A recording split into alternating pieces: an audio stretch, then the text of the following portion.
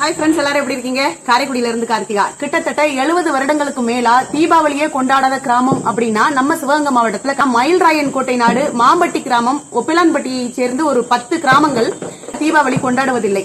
அந்த ஊருடைய அம்பலர்காரருடைய அந்த வார்த்தை இன்ன வரைக்கும் அவங்க மதிக்கிறாங்க, அதுக்கு கட்டுப்படுறாங்க.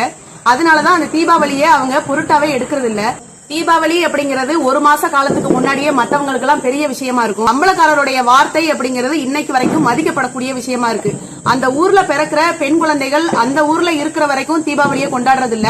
வெளியூர்கள்ல அவர்கள் திருமணம் செஞ்ச பிறகுதான் தீபாவளியை அவங்க கொண்டாடுறாங்க. அது மாதிரி வெளியூர்கள்ல தீபாவளியை கொண்டாடிக்கிட்டு இருந்த பெண்கள் அந்த ஊருக்கு திருமணமாகி போகும்போது அவங்க அந்த ஊர் கட்டுப்பாட்டுக்கு கட்டுப்படுறாங்க. அதுதான் இதுல பெரிய விஷயமே. தீபாவளி அப்படிங்கிறது அந்த காலத்துல விவசாயம் அப்பதான் நடுகை நேரம் இருக்கும். அந்த நடுகை நேரத்துல அவங்களுக்கு பணப்பற்றாக்குறை நிறைய இருந்திருக்கு.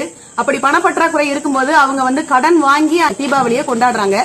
தீபாவளியை கொண்டாடுறதுக்கு அதுக்கப்புறம் நம்ம பொங்கலுக்கு தான் நம்ம விவசாய அறுவடை பண்றோம்.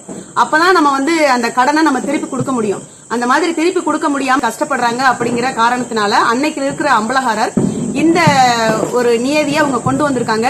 இன்னைக்கு வரைக்கும் மயில்ராயன் கோட்டை நாடு மாம்பட்டி கிராமத்தை சேர்ந்த 10 கிராமங்கள், ஒப்பிலான்பட்டி அதை சுற்றி உள்ள 10 கிராமங்கள் இதுவரைக்கும் தீபாவளி கொண்டாடுறது இல்ல.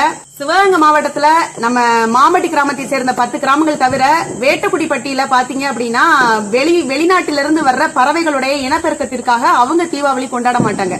இனிமே வர்ற காலங்கள்ல இது மாற்றப்படுமா அப்படிங்கறது நமக்கு தெரியல. மக்களுடைய கட்டுப்பாடு அப்படி இருக்கு. தீபாவளி நல்வாழ்த்துக்கள். பாய்.